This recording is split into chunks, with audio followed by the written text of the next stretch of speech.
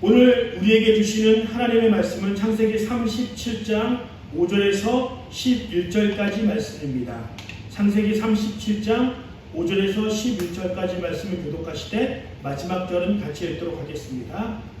한 번은 요셉이 꿈을 꾸고서 그것을 형들에게 말한 일이 있는데 그 일이 있은 뒤로부터 형들은 그를 더욱더 미워하였다. 요셉이 형들에게 말하였다. 내가 꾼 꿈 이야기를 한번 들어보셔요. 우리가 밭에서 곡식단을 눕고 있었어요. 그런데 갑자기 내가 묶은 단이 우뚝 일어서고 형들의 단이 나의 단을 둘러서서 절을 하였어요. 형들이 그에게 말하였다. 내가 우리의 왕이라도 될성 싶으냐? 정말로 내가 우리를 다스릴 참이냐? 형들은 그의 꿈과 그가 한 말 때문에 그를 더욱더 미워하였다. 얼마 뒤에 그는 또 다른 꿈을 꾸고 그것을 형들에게 말하였다. 들어보셔요. 또 꿈을 꾸었어요. 이번에는 해와 달과 별 11개가 나에게 절을 했어요. 그가 아버지와 형들에게 이렇게 말할 때에 그의 아버지가 그를 꾸짖었다. 내가 꾼 그 꿈이 무엇이냐? 그래, 나하고 너의 어머니하고 너의 형들이 함께 너에게로 가서 땅에 엎드려서 너에게 절을 할 것이란 말이냐? 같이 읽겠습니다. 그의 형들은 그를 시기하였지만 아버지는 그 말을 마음에 두었다. 아멘. 하나님의 비전은 나를 성장케 한다 라는 제목으로 말씀을 전하실 때 그 은혜가 있길 간절히 소망합니다. 불과 우리나라에서도 한 20년 전, 30년 전만 해도 남아 선호사상 그리고 더 나아가서 장녀를 우대하는 그런 많은 마음들이 있었습니다. 그래서 아들을 위해서 딸들은 희생하고 학교에 진학하지 않는 일들이 종종 있었습니다. 이것은 우리나라뿐만 아니라 민주화되어지고 의식이 깨어지지 않은 많은 사회에서 공통적으로 그런 생각들을 갖고 있었습니다. 더 나아가서 성경에서도 그런 모습들이 많이 보여지고 있습니다. 사무엘이 이제 하나님의 명령을 받고 사울을 대신해서 왕이 될 자에게 미리 몰래 가서 기름을 부으라고 명령하십니다. 아마도 사울이 나를 대신할 왕이 있고 사무엘이 그렇게 기름 부은다는 사실을 알게 된다면 이것은 사울 입장에서는 무엇이에요? 반역입니다. 그래서 사무엘도 죽게 되고 기름 부은 사람도 죽게 되기 때문에 아주 몰래 또 거짓으로 다른 일 때문에 간다라고 그렇게 사울에게 얘기한 다음에 몰래 하나님께서 인도하신 대로 걸음을 옮기게 되고 그래서 우리가 잘 알고 있는 다윗의 아버지 이새의 집에 머물게 됩니다. 그래서 이새에게도 진실대로 얘기하지 않고 내가 이제 당신의 아들들에게 기름을 붓고 기도해 줄 터이니 아들들을 모두 모아주세요 이렇게 얘기합니다. 그랬더니 다윗의 아버지 이새는 많은 아들들을 부릅니다. 그래서 사무엘이 보기에 이 첫째 얼굴도 잘생겼고 덩치도 너무 좋아서 기름 부으려고 하는 마음이 있었는데 그렇게 그런 여러 시도들이 있었지만 하나님께서 사무엘에게 말씀하십니다. 뭐라고 말씀하시면 다 같이 읽어보도록 하겠습니다. 너는 그의 줄수한 겉모습과 큰 키만을 보아서는 안 된다. 그는 내가 세운 사람이 아니다. 나는 사람이 판단하는 것처럼 그렇게 판단하지는 않는다. 사람은 겉모습만을 따라 판단하지만 나 주는 중심을 본다. 인격적으로나 외형적으로나 가족의 신분에서 봐서 왕이 될 만한 상이 되는 것처럼 보이지만 하나님께서는 아니라는 거예요. 그래서 모든 아들들을 보고 나서 다 아닌 거예요. 그래서 이새에게 물어봅니다. 다른 아들은 없습니까? 그렇게 물어봤을 때 이새가 대답합니다. 모든 아들들이 모였지만 누군가는 밖에서 양을 보아야 하는 일이 있었기 때문에 그 양을 보는 일을 누가 했어요? 막내 아들이 다윗이, 형들은 사무엘 앞에 가서 귀한 대접을 받고 있을 동안에는 다윗은 가장 힘들고 어려운 일들을 감당하고 있었던 것을 볼 수 있습니다. 이처럼 이새도 막내 아들을 보기에 하나님 보시기에는 다윗이 왕이 될 상, 사무엘이 그에게 안수기도 하고 기름을 부을 만한 충분한 사람이 되지만 이새 입장에서는 그의 가족 안에서는 그는 하찮은 막내 아들에 불과한 것입니다. 이와 같이 그 당시에는 아버지의 권위, 장남의 권위, 그리고 그 아들이 태어난 순서에 따라서 그 권위가 부여지기 때문에 막내 아들과 매우 요셉과 같이 11번째 아들에게는 그렇게 중요한 취급을 받지 못했던 것이 그 당시 문화인 것을 볼 수 있습니다. 형들이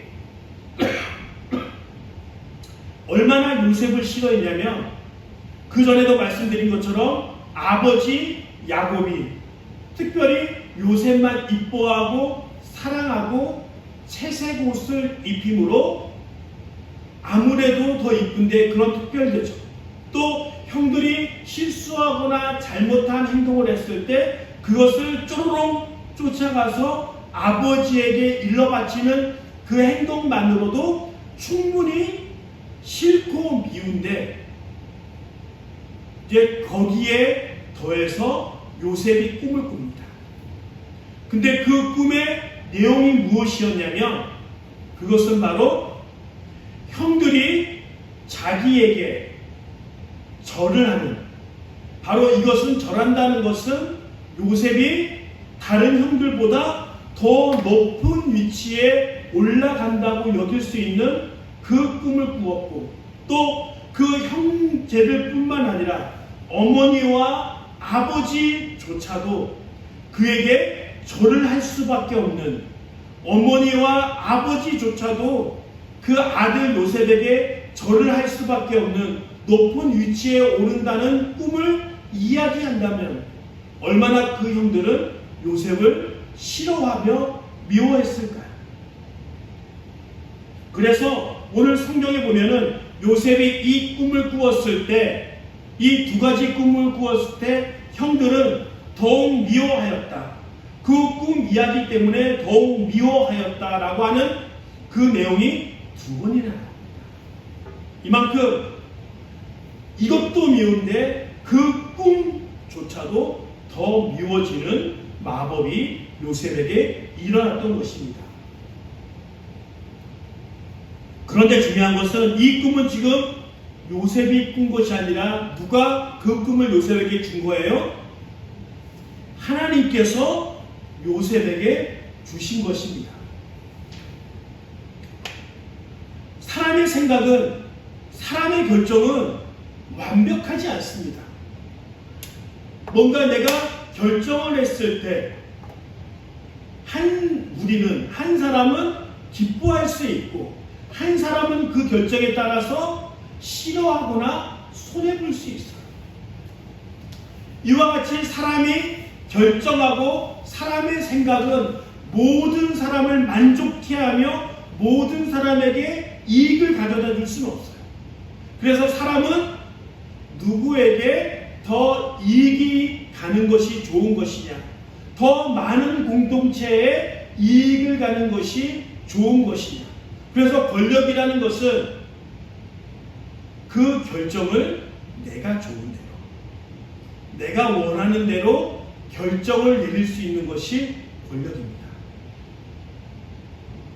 사람의 결정은 이렇게 좋아하는 사람과 싫어하는 사람, 또 이익을 걷는 것과 손해를 보는 사람이 나누어질 수 있지만 하나님의 지혜는 하나님의 결정은 어떻죠? 우리 모두가 풍성케 되어지는 하나님의 지혜와 하나님의 완벽함이 그 안에 누워져 있어요. 그래서 우리는 하나님의 지혜를, 하나님의 일하심을 찬양할 수 있는 것은 이렇게 하나님의 결정은, 하나님의 지혜는 완벽하기 때문에 그렇습니다. 그런데 지금 이 요셉이 꾼 꿈은 어떻게 해요? 누가 봐도 형들과 아버지와 어머니에게는 굴욕 같은 일처럼 보여지고, 더 나아가 요셉에게만 좋아지는 그런 이상한 꿈을 하나님께서 주셨다는 거예요. 아마도 제가 누군가에게 일을 맡기고 비전을 주고 저의 대리자로 세웠다는 것은 그 공동체를 이끌어갈 만한 충분한 지혜와 인기가 있는 사람을 세웠겠죠. 그런데 하나님께서 지금 요셉에게 하나님의 꿈과 비전을 주신 것은 형들이 어떻게 해요?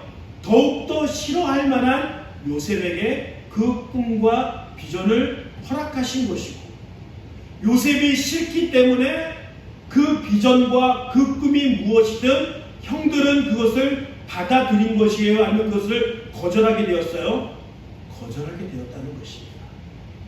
그런데 우리는 이런 일들이 우리 주변에 많이 있습니다. 아무리 좋은 말을 하는 사람일지라도 내가 싫어하는 사람이 말을 하면 그 말은 어떻게 해요? 싫어하는 말이 돼요. 반대로 내가 좋아하는 사람이 좀 나에게 손해볼지라도 그 말을 하면 어떻게 해요? 내가 좋아하는 말로 변할 수 있다는 거예요. 요즘 정치권에서 후쿠시마 일본 오염수 때문에 이것을 방류하는 것이 방류해도 된다, 방류하면 절대 안 된다 라는 내용들이 많이 나옵니다. 무엇이 진실일까요? 과학적으로 어떤 사람들은 방류해도 좋다라고 과학적인 증거를 들어서 방류에 찬성을 던지는 사람도 있고, 또 과학적인 그런 그런 증거들을 가지고 방류하면 절대 안 된다라고 사람들이 이야기를 합니다. 근데 사람들은 과학적인 이야기를 할지라도 내가 어떤 정치적인 성향을 갖고 있느냐, 내가 나와 비슷한 사람들이 어떤 생각을 갖고 있느냐에 따라서 똑같은 말도 옳은 말이 될 수 있고 나쁜 말이 될 수 있는 거예요. 그러기에 옳다는 것은 객관적으로 옳은 게 아니라 내 생각과 일치하느냐, 아니면 내가 생각하고 있는 공동체의 생각과 정치적인 생각과 일치하느냐에 따라서 옳고 그름이 달라질 수 있는 거예요. 그래서 나의 정치적, 나의 공동체성이 지금 이것을 반대하지만 나중에는 찬성하면 나의 생각도 어떻게 돼요? 변할 수 있는 여지가 있다는 것입니다. 그래서 이것은 괴담이다, 아니다, 이것이 과학적으로 옳다라고 이야기를 하고 있지만, 사람의 생각은 과학적으로 아무리 옳다고 여길지라도 내가 생각하는 가치관, 내가 생각하는 공동체에 그 공동체가 갖고 있는 그 생각과 일치해야지 사실로 받아들일 수 있다는 것입니다. 남유다 사람들이 철떡같이 믿고 있었던 것이 있습니다. 그것이 무엇이었냐면 하나님께서 다윗에게 하신 약속, 그 약속은 무엇이냐면 내가 다윗의 왕조를 끊지 않겠다, 이 나라를 멸망시키지 않겠다라고 하는 잘못된 그 공동체의 생각으로 가득 차 있었을 때, 하나님의 음성을 듣고 선지자들이 그렇게 우상 숭배를 하면 안 됩니다, 하나님께서 이 나라를 멸망케 하실 것입니다. 아무리 얘기해도 그들의 공통체 생각은 하나님의 그 말씀에 따라 회개하고 돌아오는 것이 아니라 어떻게 했다고요? 아니야. 하나님은 이 나라를 다윗의 왕조를 멸망시키지 않을 거야 라는 생각으로 똘똘 뭉쳤기 때문에 회개함으로 하나님께 돌아오지 않고 결국 남유다와 북이스라엘은 멸망의 길로 갈 수밖에 없었던 것입니다. 그래서 우리는 결국은 내가 보고 싶은 것만 보게 되고 내가 믿고 싶은 것만 믿게 돼요. 특별히 내가 싫어하는 사람이 그 말을 전하면 어떻게 해요? 믿지 않아요. 그래서 사람들은 메시지보다는 누구에게 초점을 맞춰요? 메신저. 그 말을 전하는 사람에게 초점을 맞춥니다. 이것이 우리가 오류를 범하는, 우리가 하나님의 진리 가운데 올바른 지식 가운데 나갈 수 없는 걸림돌이 될 수밖에 없어요. 우리는 메신저보다 어디에 집중해야 됩니까?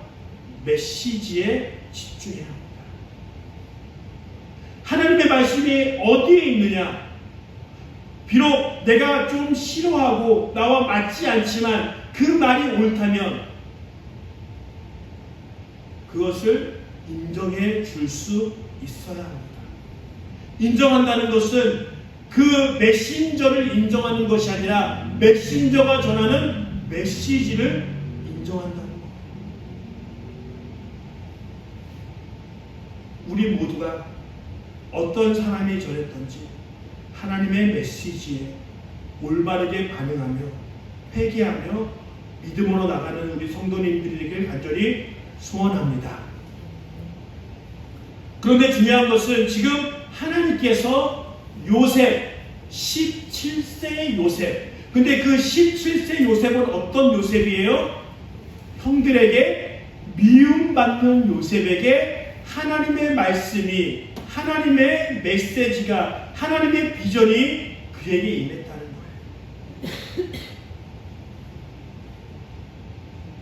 만약에 저 같으면 더 성장하고 더 성숙하며 형들에게, 모든 가족들에게 리더십을 인정받는 사람에게 그 메시지를 줘야 하는데 모든 형제들이 싫어하는, 그래서 그 뒤에 가족들에게는 절대로 일어날 수 없는 그 일이 벌어질 수밖에 없는 일이 일어나는 그 결과가 가져다 주게 되는 그 요셉에게 하나님의 메시지가 임하게 됩니다. 보통 믿음이 없는 사람들은 얘기합니다. 왜 우리가 하나님이 원하는 것을 이루어 드려야 하느냐? 종교라는 것은 내가 원하는 것을 얻어가는 것이 아니냐라고 얘기합니다. 기도라는 것은 무엇이냐? 내가 간절히 원하고 내가 간절히 바라는 것을 기도함으로 절대자인 그분에게 받아내는 것이 아니냐라고 이야기할 수 있습니다. 그리고 하나님이 원하시는 것을 이루어 드리는 것은 나에게 좀 많은 손해가 되어진 것이라고 그렇게 생각이 되어집니다. 그래서 이제 사람들은 설교자가, 목사님이 아니면 교회에서 부담 주는 교회에 나가기 싫어합니다. 그래서 사람들이 이 교회 좋다라고 얘기하면서 얘기하는 많은 부분들은 이 교회는 목사님이 헌금에 대해서 얘기하지 않습니다. 봉사하라고 얘기하지 않습니다. 그냥 교회 나와서 복 받으십시오. 하나님이 여러분들 축복하실 것입니다. 이렇게 부담 없는 얘기들만 하는 교회들을 좋은 교회라고 이야기를 합니다. 그리고 많은 사람들도 이런 교회에 나와서 부담 없는 신앙생활을 하고 싶어 합니다. 그런데 중요한 것은 하나님께서 왜 이 비전과 하나님의 명령을 사람에게 주었는지 곰곰이 생각해 봐야 합니다. 하나님께서 아브라함을 부르십니다. 그러면 하나님께서 아브라함을 왜 불러주셨을까요? 하나님께서 아브라함을 통해서 뭐 많이 뽑아내기 위해서, 아브라함을 통해서 뭐 뭔가 많은 이익을 얻기 위해서, 그렇지 않다는 거예요. 하나님께서 아브라함을 부르신 이유는 하나님이 이익을 얻기 위해서가 아니라 하나님께서 아브라함을 통해서 내가 얻고자 하는 것을 이루기 위한 목적이 아니라 처음부터 나옵니다. 아브라함의 뭐 하기 위해서? 복 주시기 위해서. 구약 선지자를 보면은 그 많은 선지자들이 이야기합니다. 하나님께 돌아오십시오. 하나님께 돌아오지 않으면 멸망당할 것입니다. 그러나 하나님께 돌아오면 어떻게 하겠다고요? 풍성한 은혜와 축복을 부어주십니다. 하나님께서 우리에게 원하는 것이 많은 것이 아니라 하나님께서 우리에게 주시고자 하는 것이 너무 많다라고 생각을 바꾸시길 간절히 소망합니다. 하나님께서 아브라함을 부르신 것은 복 주시기 위해서. 그러나 사람들은 계속적으로 무엇만 느껴요? 이거 해라, 이거 하지 말아라. 내가 좋아하는 건 왜 하지 말라 그래요? 왜 내가 하기 싫은 것을 하라고 얘기해요? 그렇게 하나님의 율법에 대해서 답답해합니다. 그럼 율법이 무엇일까? 왜 교회 나오면 이렇게 하라는 것도 많고 하지 말라는 것도 이렇게 많을까요?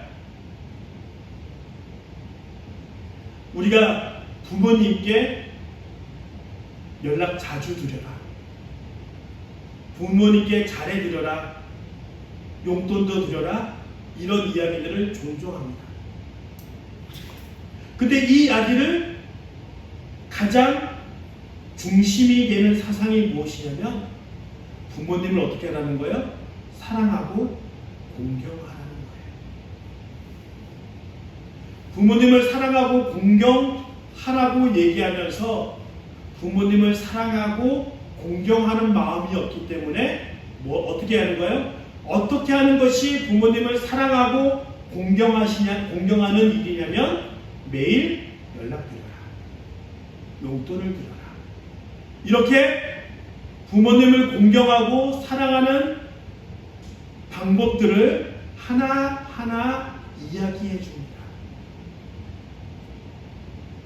그런데 정말 내가 부모님을 사랑하고 공경하지 않고 사랑하지 않기 때문에 이거 하라고 하는 그 내용들이 필요가 있을까요? 없을까요?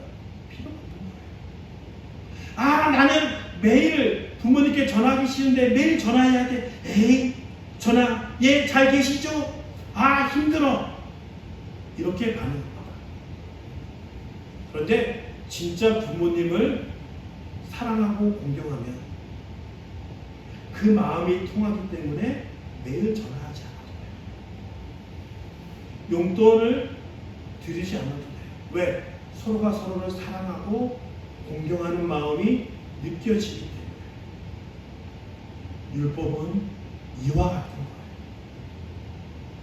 하나님을 사랑하지 않는 사람들에게 하나님을 사랑하는 방법이 무엇인지 한 가지 조목조목 들어서 항목을 정합니다. 하나님을 사랑하는 것은 예배를 드리는 거야. 하나님을 사랑한다는 것은 말씀을 읽는 거야. 헌금하는 거야. 하는 거야. 이 율법은 가장 중요한 것은 내가 하나님을 사랑하지 않기 때문에 하나님을 사랑하는 방법을 알려주는 거야. 그래서 로마서를 통해서 이야기하는 것은 사도 바울은 이 율법은 무엇이다? 몽학 선생이다. 율법은 없어져야 할 것이다. 왜? 내가 하나님을 사랑하게 되면, 하나님과 나와의 관계가 온전하게 되면 이 율법이 더 이상 필요 없다?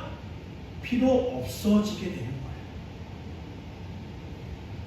거예요. 율법이 나에게 답답하게 하고 힘들게 한다라고 여기는 것은 반대로 이야기하면 내가 충분히 하나님을 사랑한다? 사랑하지 않는다? 하나님을 충분히 사랑하지 않는다. 결국 하나님을 내 마음 깊숙이 사랑하고 그 좋은 관계를 누리게 되면 율법은 우리에게 없어지는 거예요. 목숨을 걸고 예배를 지켜야겠죠.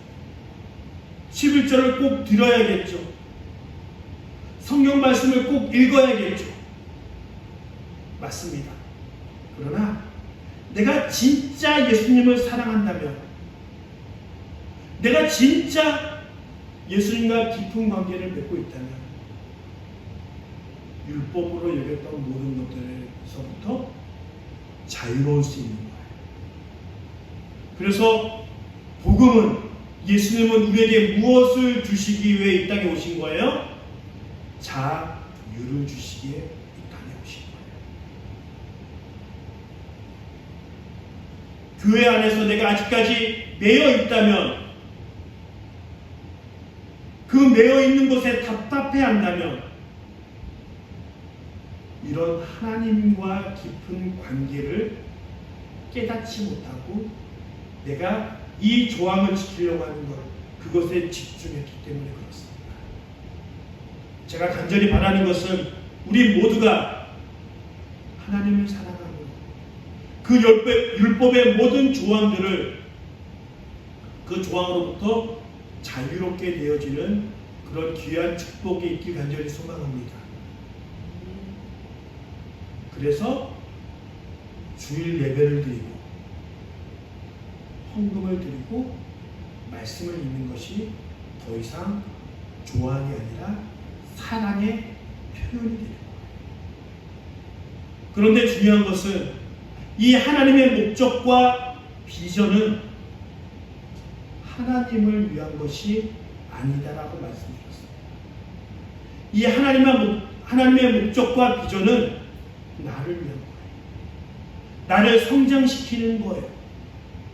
지난번에도 말씀드린 것처럼 만약에 하나님이 요셉에게 비전을 주시지 않았다면, 꿈을 주시지 않았다면 아마도 요셉은 12명 중에 뛰어난 사람에 불과한 원 오브 댐 밖에 되지 않았을 거예요. 12명 중에 한 명.